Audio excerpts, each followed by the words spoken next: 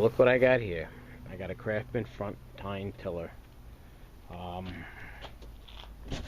gonna do the unboxing on this. Here's how it sits. It's got a wooden frame around it to keep it in place. I picked it up today for my Sears discounts. I got it for about $340. And let's see, how do I take it out? It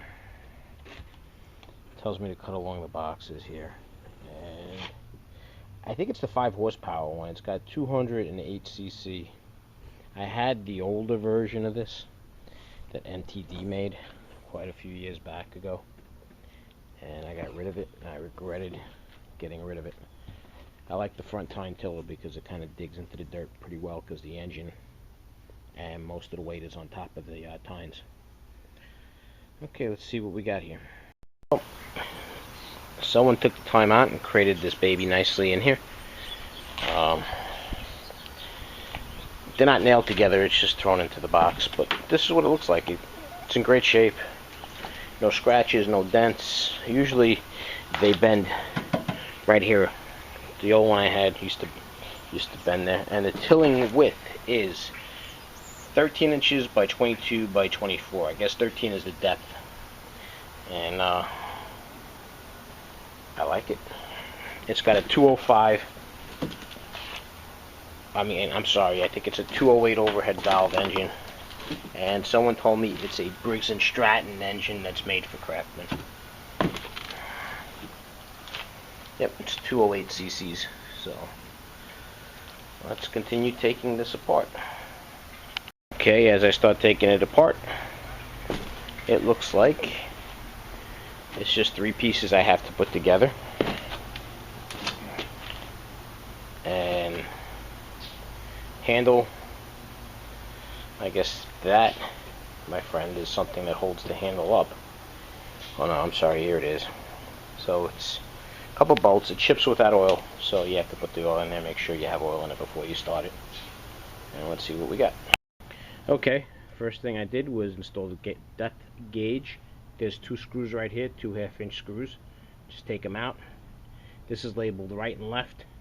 Right side on your right side as you're facing the machine. And I had a problem putting this one in, but what you do is you just lift the machine a little bit and the wheels back up out of the way, and you're able to put the piece in. So here's a depth gauge. My old one, when I bought it discounted, and it didn't have one.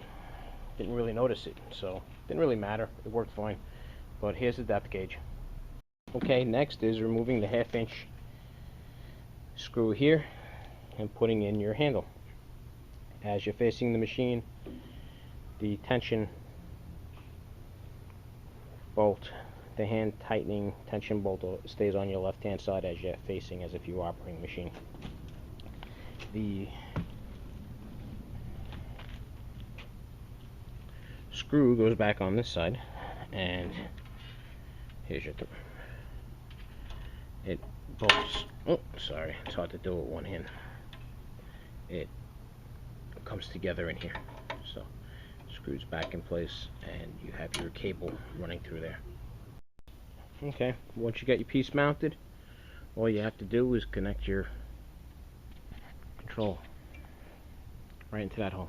Hey, just a quick note, I made a mistake. I should have connected this first. The instruction booklet doesn't tell me that. I should have connected this first, then put the handle on using the bolts while it was all connected. I got it on without having to take the handle off. Just gave it a good tug and it freed up some slack. But it looks like I bent it a little bit, but I straightened it back out.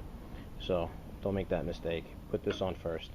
Okay, the next step is you have to add the oil. It's 4-cycle oil. It's 1030 small engine oil. The weight's 1030. The book tells you to add the whole amount, which is 20 ounces, 1 pint. Alright, so I got it all together. I put oil in there, the full 20 ounces at 1030.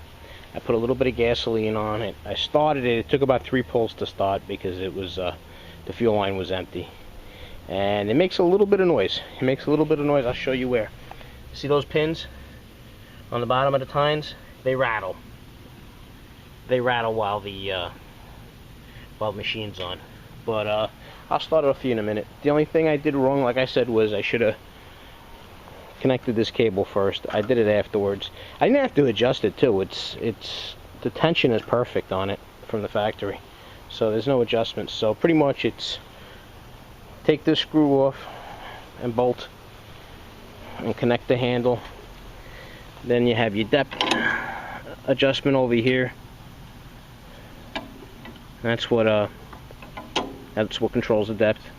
And it's 2 screws here to put that in. You take that out, put it in. If you're having a hard time putting in this screw, just lift the machine up a little bit, and the legs will seat back a little bit, and it'll be easy to put it in. So I'm going to start her up. Like I said, she's a little bit noisy because of those pins. So it doesn't have a fuel shut off. So you just put the choke on and put this all the way, put the throttle up all the way. I might not even need the choke because I just turned it on a little bit ago.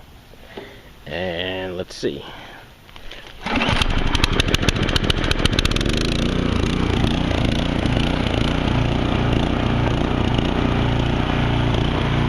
Watch what happens when I lift it.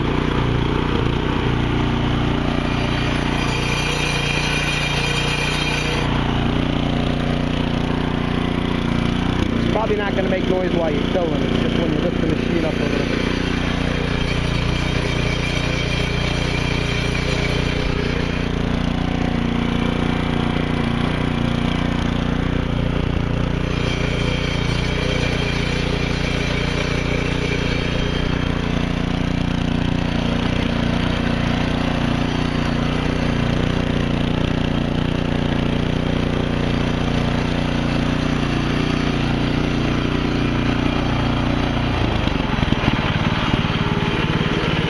Not that loud.